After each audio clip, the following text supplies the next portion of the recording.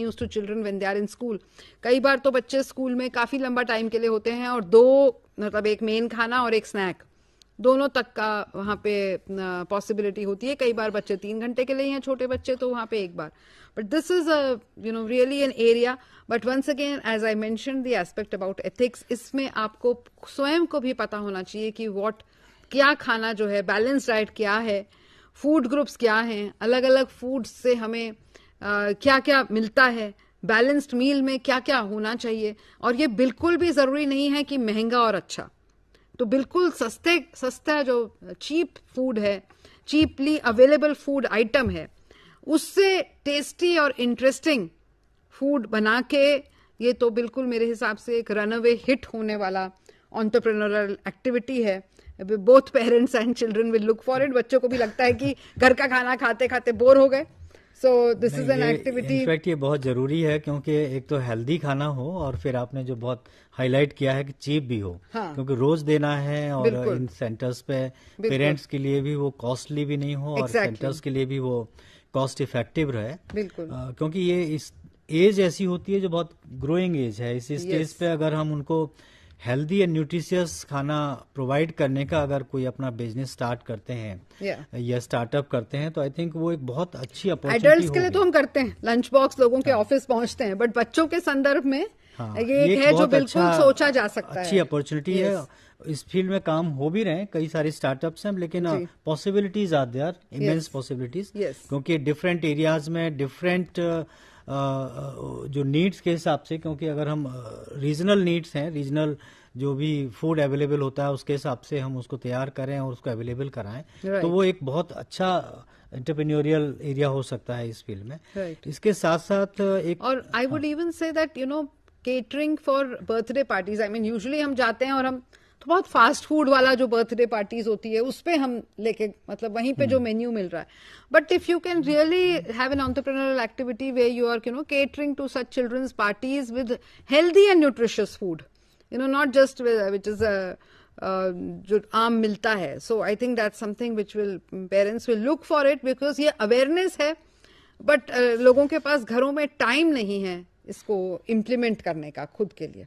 इस फील्ड में हमारे जो व्यूअर्स हैं, हमारे स्टूडेंट्स हैं particularly, they can think of some innovative ways कि कैसे हम फूड में इनोवेशन कर सकते हैं, उसको टेस्टी बना सकते हैं, हेल्दी बना सकते हैं, कॉस्ट इफेक्टिव बना सकते हैं और लोगों को पर्टिकुलरली इन एरियाज में अवेलेबल भी कराएं। क्योंकि वो ऐसा नहीं है कि बच्चों को घर में या पार्टीज में दें, अगर इन एरिया जहाँ भी चाइल्डहुड फेयर है वहाँ पे डेली अगर डेली स्कूल लंच बॉक्स तो बहुत अच्छा बिजनेस हो सकता है। दोनों चीज that can be scaled up to any extent, दोनों चीज हो सकती हैं, दोनों चीज। इसी कॉन्टेक्स्ट में एक बहुत इंपॉर्टेंट एरिया है पेरेंटिंग का। जी, पेरेंटिंग के फील्ड में भी I think because all parents are not aware of the things के उनको अपने बच्चों को किस तरीके से हैंडल करना है, किस एज पे कैसे गाइड करना है, किस तरीके से उनके साथ में बातचीत करनी है, या क्या क्या इसमें भी कुछ एंटरप्रेन्योरियल अपॉर्चुनिटीज हम खोज सकते हैं। नहीं, बिल्कुल एब्सोल्युटली। देखिए कई हमारे पास आप पेरेंटिंग वेबसाइट बना सकते हैं, है ना। But once again the only thing is कि ऐसी पेरेंटिंग वेबसाइट बनाने के लिए या तो आप या आपके साथ कुछ ऐसे लोग जुड़े हों who are able to give the right guidance. और उस पेरेंटिंग वेबसाइट पे आप कभी कभी लाइव चैट का भी अगर सेशन रखें, so that is also something which the parents will be attracted to. आपकी पेरेंटिंग वेबसाइट पे अलग अलग दिन में अलग अलग you can allot days for education, learning, play, recreation और engaging with children, developing a good relationship with children। क्योंकि कई बार जब बच्चे बड़े हो जाते हैं ना तो बच्चे हमें फीडबैक देते हैं that this is how we should have parented, and then we realize that we were never taught how to parent।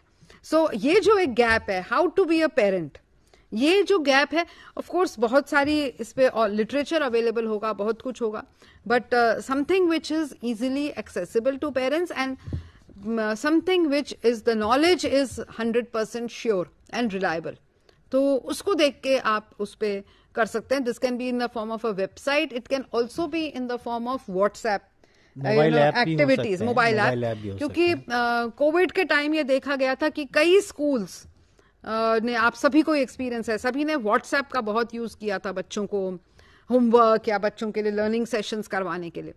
तो उसी चीज को इमेजिन करके आगे अभी कोई जो एंटरप्रेन्योर्स हैं उसको आप एक्सटेंड कर सकते हैं. इसमें बस मैं एक कॉशन कहना चाहूंगी कि use of the technology in terms of screen time for children, इसका यूज बहुत सोच समझ के करना होगा. तो we make you can have stories on videos, you can have songs on videos, but इसके साथ में we need to educate the parents also कि पेरेंट्स इस ऐसे ई कंटेंट को इनडिस्क्रिमिनेटली बच्चों के साथ यूज ना करें. तो जैसे एक वार्निंग होती है ना, जब आप अगर कुछ ई कंटेंट डेवलप करें, जैसे सिगरेट पे लिखा होता है smoking is injurious for your health, उसी तरीके से because it is true that हम अब के जनरेशन ने मोबाइल को एक easy way out of parenting भी निकाल लिया. आपके पास टाइम नहीं है, बच्चे के हाथ में मोबाइल पकड़ा दिया. Now this is very very wrong. और जो अमेरिकन अकेडमी ऑफ पीडियाट्रिक्स है और भी अपनी इंडियन अकेडमी ऑफ, वो बिल्कुल क्लियरली कहती है कि 6 साल की उम्र तक ज्यादा से ज्यादा बच्चे का screen time including the TV and anything mobile should not be more than 1 hour, and in fact it should be less than that. और ये 1 आवर भी वो उसको कहते हैं कि high quality viewing time, which means that बच्चा माता पिता के साथ हो, माता पिता बच्चे के साथ वो प्रोग्राम देख रहे हो, प्रोग्राम के बाद या साथ साथ डिस्कशन हो, और प्रोग्राम से आइडियाज मिले for actual hands on activities with children. Because बच्चे तो करके ही सीखते हैं. मोबाइल ऐप ठीक है, it's an interesting variation, but हम उसका ये शॉर्टकट ना निकाल लें कि बच्चे को बस 2-3 घंटे के हमने प्रोग्राम लगा दिए. तो इस अंडरस्टैंडिंग से जो पेरेंटिंग टिप्स है उसमें भी माता पिता को एजुकेट करें about the use of technology. और अगर आप टेक्नोलॉजी की फील्ड में खुद इनोवेशन कर रहे हैं तो ये एस्पेक्ट्स देख के इनोवेट करें. कहानी का सुनाने का तरीका अपने ई ऐप में ऐसा रखें कि माता पिता को शामिल होना ही पड़े, रादर देन कि उसको बच्चे हाथ में पकड़ के देख रहा है और अपने आप 2-3 घंटे लगा हुआ है और माता पिता कुछ और कर रहे हैं.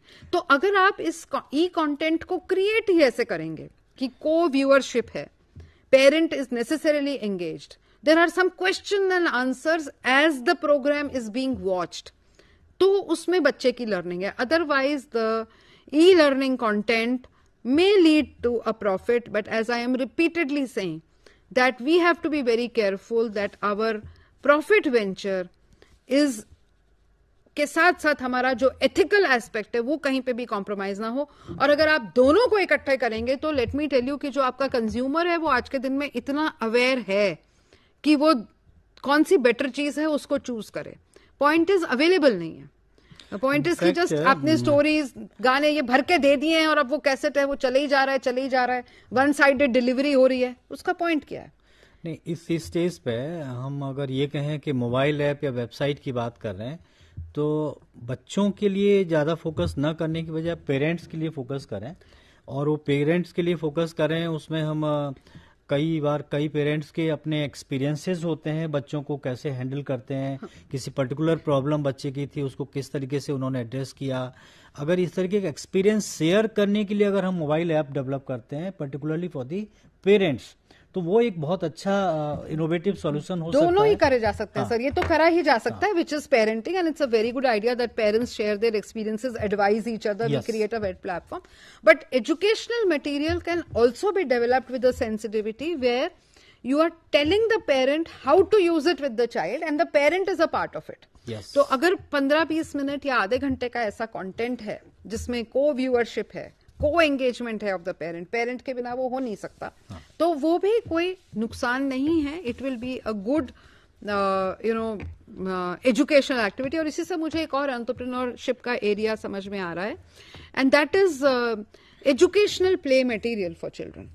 ये अक्रॉस ऑल एजेस आपका हो सकता है. ऑफ कोर्स मार्केट में बहुत कुछ है, मार्केट का सर्वे करके उसके गैप्स एंड चैलेंजेस निकाले जा सकते हैं. Age appropriate material at different ages, what is appropriate for a 6 month old, 1 year old, 2 year old, 3 year old, इस तरीके का जो है child sized play materials, child sized equipments, ये भी एक एंटरप्रेन्योरियल एक्टिविटी का बहुत इंपॉर्टेंट सोर्स है जो यूज किया जा सकता है, which has a very wide market. This can be done. आपने कई बार एक टर्म यूज किया, गैप एरियाज जी. इनफैक्ट मैं एक बताना चाहूंगा कि इनोवेशन के पॉइंट ऑफ व्यू से गैप एरियाज का आइडेंटिफिकेशन इज वेरी इंपॉर्टेंट जी.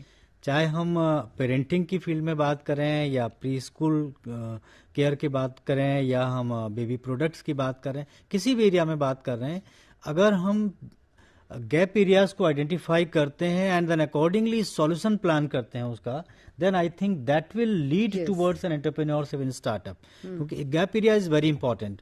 चाहे वो गैप एरिया हमारा पेरेंटिंग की फील्ड में, आपने देखा कि नेटवर्किंग की हम बात कर रहे हैं, पेरेंट्स हैं पर्टिकुलरली अगर हम जो थोड़ा सा मेंटली चैलेंज चिल्ड्रन होते हैं उनके पेरेंट्स को तो आपस में नेटवर्किंग बहुत जरूरी है, because they learn from each other कि उनके बच्चे की इस प्रॉब्लम थी, इस तरीके से उन्होंने एड्रेस किया, ये उसके साथ में उन्होंने और स्पेशल इनिशिएटिव्स लिए, तो वो एक तरीके से दूसरे की लर्निंग से हम अपने बच्चे के साथ में, so that is an area where lot of innovation entrepreneurship is possible. एक टर्म मैंने कहीं पढ़ा था, सिमिलर मॉम्स.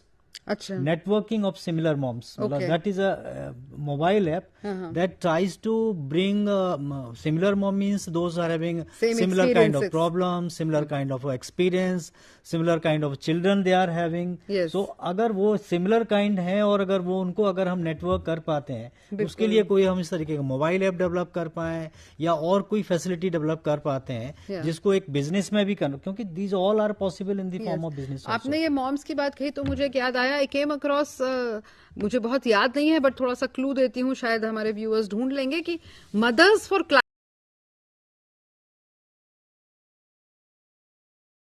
मतलब साइंटिस्ट हैं जो बैठ के कॉन्फ्रेंसेस में करेंगे और हमें कुछ नहीं करना है. But this was an interesting website which I came across where mothers along with their young children are taking action to reduce or to reverse the climate change. और climate change जो है ये हमारे sustainable development goals का एक बहुत महत्वपूर्ण हिस्सा है.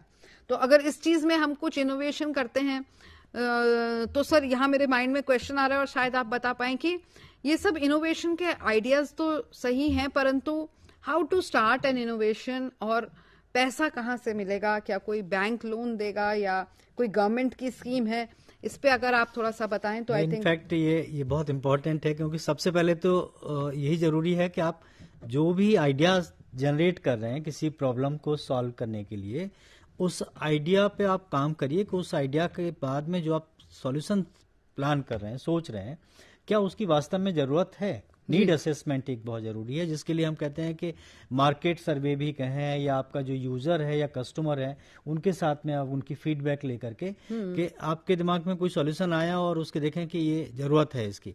जब जरूरत हम जस्टिफाई कर लेते हैं, उसको देखते हैं कि जरूरत है, लोग इसको एक्सेप्ट करेंगे उनको और उनके लिए कहीं ना कहीं सहयोगी होगा, यूजफुल होगा, तो उसके बाद आपका एक पूरा, क्योंकि हम बात कर रहे हैं एंटरप्रेन्योरशिप की या स्टार्टअप की, एंटरप्रेन्योर स्टार्टअप में एक बहुत इंपॉर्टेंट एस्पेक्ट होता है, आपको उसको रेवेन्यू मॉडल बनाना होगा, बिजनेस बनानी होगी. ये नहीं कि आप एक सोशल सर्विस कर रहे हैं, आपको उसमें जो भी इनिशिएटिव्स ले रहे हैं, जो भी स्टेप्स आप डाल रहे हैं या आप रिसोर्सेज डाल रहे हैं, उनके बाद में उससे आपको पैसा जनरेट करना चाहिए, so that you are able to generate revenue also. तो आपको एक प्रॉपर रेवेन्यू मॉडल बना करके कहाँ से पैसा आएगा, कहाँ के खर्च होगा, कितने लोग होंगे उसमें काम करने वाले, कौन कौन एक्सपर्ट्स होंगे और कैसे आप अपने यूजर्स तक पहुंचेंगे, इस तरीके का आपको प्रॉपर बिजनेस प्लान एक तैयार करना होता है. वो एक जरूरी है.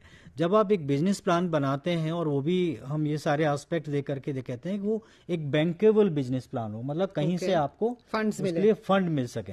जब फंड की बात करते हैं तो एक तो गवर्नमेंट की भी कुछ स्कीम है, अगर हम देखते हैं कि स्टार्टअप इंडिया है, वहाँ बात कर सकते हैं. तो उसमें क्या चाइल्ड केयर के लिए स्पेसिफिक वहाँ सारे एरियाज हैं, ये सब एरिया जो हमने सारे बात करी है. आपको ये देखना है कि वो इनोवेटिव हो और उसके साथ में वो एंटरप्रेन्योरियल उसमें कंपोनेंट जरूर हो. एंटरप्रेन्योरियल मींस वो रेवेन्यू जनरेट करने वाला हो और ये सब कुछ करने के लिए आपको एक इनिशिएटिव ये है कि ये प्लान करेंगे तो उसके बाद में आप उसको कंपनी की फॉर्म में एक रजिस्टर्ड कराइए। स्टार्टअप इंडिया की जो वेबसाइट है वहां भी उसको रजिस्टर्ड कराइए। उसके बाद आप गवर्नमेंट बैंक से कई सारे लोन मिल सकते हैं, सब्सिडी मिलती हैं, सीड मनी मिलती हैं।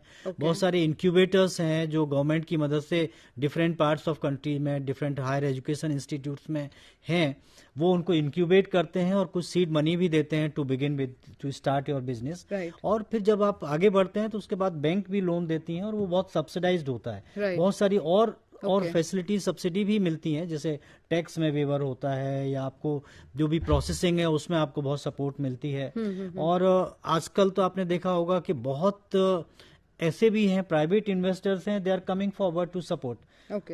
आपका जरूरी यह है कि जो भी आइडिया है और जिस आइडिया के बेसिस पे आपने जो सॉल्यूशन प्लान किया है वो इतना इफेक्टिव हो, यूजफुल हो कि वो बहुत लोगों तक पहुंचने की उसकी एक एबिलिटी हो, मतलब स्केलेबल हो, इनोवेटिव कंपोनेंट हो, उसमें कुछ नयापन तो जरूरी है ना। आप जैसे बाकी लोग कर रहे हैं वही आप कर रहे हैं तो फिर आपको फंड नहीं मिलेंगे। आप कुछ नया कर रहे हैं, नए तरीके से प्रॉब्लम को एड्रेस कर रहे हैं, नए लोगों तक पहुंच रहे हैं, तो आपको पॉसिबिलिटी है कि आपको फंड भी मिलेंगे। और बहुत सारे प्राइवेट इन्वेस्टर्स हैं जो आपको फंड देने के लिए तैयार रहते हैं। ओके, तो खुद के पास क्या कुछ seed money, is it necessary for me to have some seed money के बिल्कुल स्क्रैच से मुझे लोन मिल जाएगा? नहीं, ऐसा तो कम होता, मिल जाता है, लेकिन उसके लिए तो आपको एक बहुत कन्विंसिंग आपका आइडिया हो जो कि सामने फंडिंग एजेंसी को कन्विंस करने वाला हो कि यस ये बहुत यूजफुल है और आप करेंगे ही करेंगे उसमें। अदरवाइज एडवाइजेबल ये रहता है कि आप अपने रिसोर्सेज से, अपने जो पेरेंटल फंडिंग है या फैमिली फंडिंग है वहां से लेकर के आप स्टार्ट करिए, कुछ एक स्टेज तक डेवलप करिए and then approach some funding agencies, investors को करिए, तो वो एक पॉसिबिलिटी है। ओके। इसी में अगर हम बात करते हैं कि child care, early childhood care में जी, तो एक बेबी प्रोडक्ट्स एक बहुत बड़ा एरिया है जी, क्योंकि अर्ली चाइल्डहुड केयर में बच्चों के लिए डिफरेंट काइंड ऑफ प्रोडक्ट्स की आजकल बहुत डिमांड है और वो भी बहुत पर्सनलाइज्ड एंड इंडिविजुअलाइज्ड वे में जरूरत पड़ती है। क्या आप बता सकते हैं कि इसमें कुछ पॉसिबिलिटी है एंटरप्रेन्योरशिप की, स्टार्टअप की? बेबी केयर प्रोडक्ट्स तो कुछ तो बच्चों के हेल्थ केयर के हो सकते हैं। वंस अगेन इसमें थोड़ा सा मार्केट सर्वे करने की जरूरत पड़ेगी। कुछ केवल कॉस्मेटिक प्रोडक्ट्स हैं तो वहां तक, परंतु जैसे कई बार हम कुछ होम रेमेडीज यूज करते हैं बच्चों के लिए, तो उनसे रिलेटेड अगर कुछ हमारे ऐसे कुछ हम प्रोडक्ट्स बन सकें which are more accessible to the mothers, उसका हम देखें। परंतु ये एरिया में हमें थोड़ा सा कॉशन लेके ही चलना पड़ेगा, because what may be applicable in one area may not be very applicable in another area. परंतु once again play equipment का जो एक एरिया है in terms of baby products, what is it that stimulates the children? बच्चों के learning या बच्चों की माइंड की ग्रोथ को किस प्रकार से हम आगे बढ़ा सकते हैं? what is the type of things that should be around them? Or maybe even furniture for children. That is also some area in which some innovation is possible. Related to काफ़ी ही products हैं, वो तो काफ़ी commercial scale पे available होते हैं।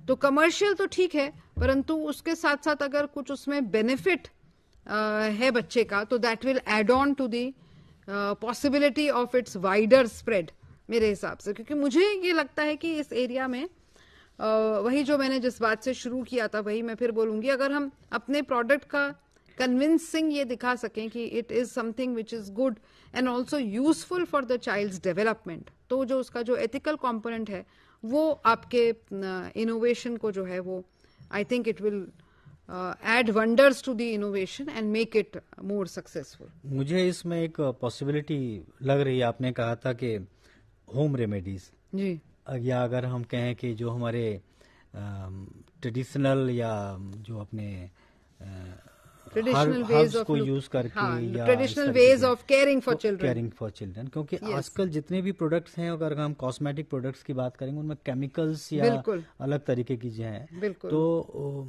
हमारे viewers, students कहीं ऐसा जरूर सोच सकते हैं कि हम उन चीजों को यूज करके, जैसे हम हर्ब्स की बात कर रहे हैं या जो आयुर्वेदिक प्लांट्स हैं, मेडिसिन हैं, उनको यूज करके कुछ इस तरीके के प्रोडक्ट बनाने की बात में, जो कि इफेक्टिव भी उतने ही हैं और सेफर हों।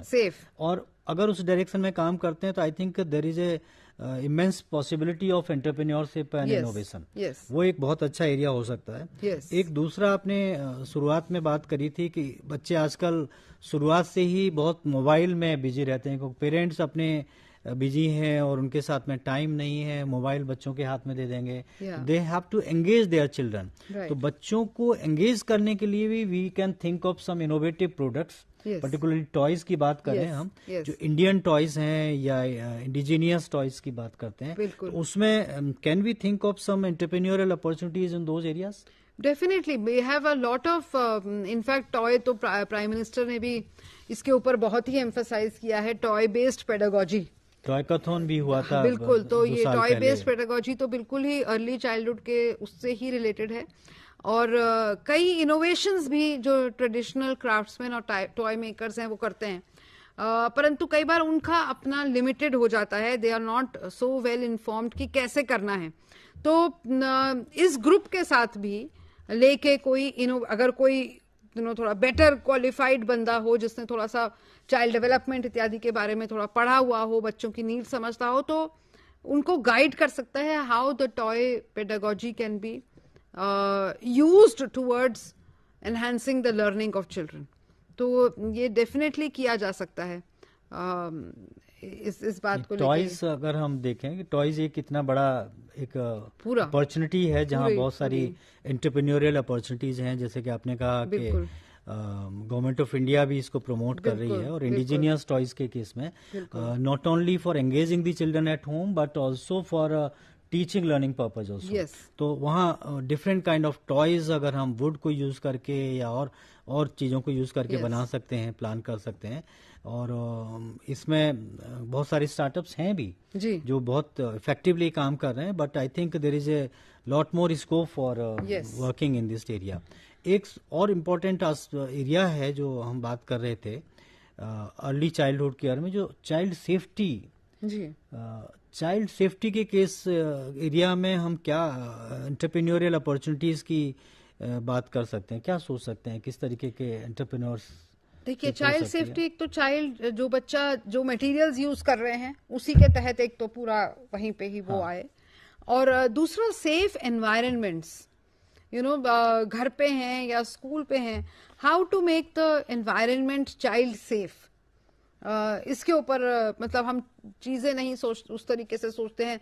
Door handles, are they within the reach of children?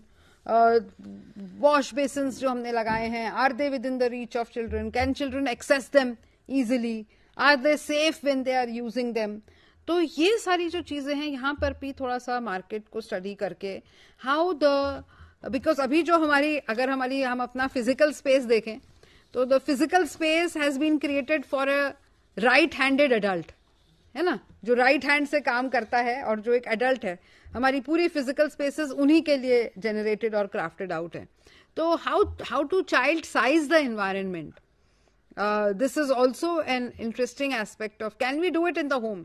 Can our homes be a place which are adult sized and child sized?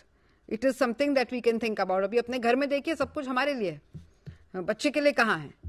So, how can we modify the environment and make it equally accessible for the child and the adult? Is there some innovation? मुझे ideas नहीं आ रहे हैं, but maybe the viewers can. But this is an aspect which can be thought about. In fact, एक accessibility भी एक ऐसा area है जहाँ बहुत कुछ entrepreneurship की possibility है, क्योंकि accessibility not only in terms of place, otherwise हम देखें उनके जो प्रोडक्ट्स हैं उनके लिए एक्सेसिबिलिटी है, टीचिंग लर्निंग मटेरियल की एक्सेसिबिलिटी है, ये सारी चीजें। सो आज हमने जो बात की है entrepreneurial opportunities in the area of early childhood care, जिसमें हमने कहा है पर्सनलाइज्ड लर्निंग की बात करें, अगर हम फ्लेक्सिबल शेड्यूलिंग की बात करते हैं, या focus on socio emotional development, या एक्सेसिबिलिटी या इस तरीके की टॉयज की बात कर रहे हैं, तो हम देख रहे हैं कि there are immense opportunities in the field of early childhood care, जहाँ की इनोवेशन पॉसिबल है, एंटरप्रेन्योरशिप पॉसिबिलिटी है, lot of startups are taking place. And I think with this episode, our learners and other viewers will be able to think something new to do in this field and find out innovative solutions and set up their startups. Yes, and if any thinking is required, then we are willing to support the learners. We will be certainly support in thinking through their ideas. We are available at IGNOU to help you think and plan. So I would like to thank you very much thank for you to you, sir, being with us and addressing students and other viewers in this area. Thank you very much. Thank you. Namaskar.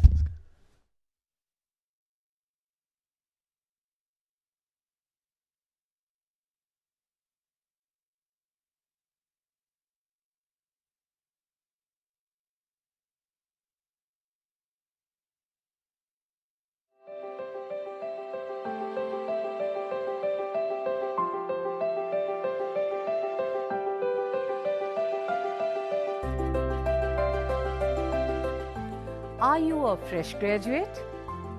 Do you want to fulfill your educational aspiration by pursuing higher education in various interdisciplinary and multidisciplinary areas like environmental science, environment and occupational health, philosophy, sustainability science, folklore and culture studies? If yes, the School of Interdisciplinary and Transdisciplinary Studies offers various programs like Master's Program, Graduate Program, Postgraduate Diploma, Certificate and Appreciation Program.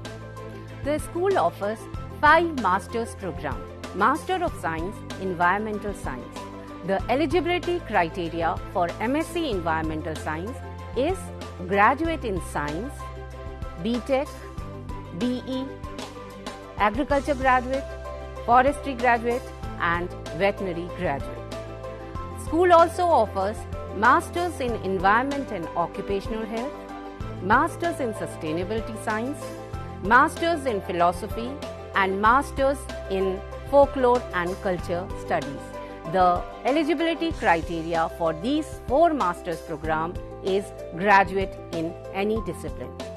School also offers various socially relevant and need-based PG Diploma program like PG Diploma in Sustainability Science, PG Diploma in Environment and Occupational Health, PG Diploma in Folklore and Culture Studies and PG Diploma in Migration and Diaspora Studies. The school also offers PG Certificate in Climate Change and Avshist Prabandhan mein Pramar Patra. The school also offers 2 doctoral programs, PhD in Environmental Science and PhD in Interdisciplinary and Transdisciplinary Studies. The school offers various innovative technologies and multimedia for providing a very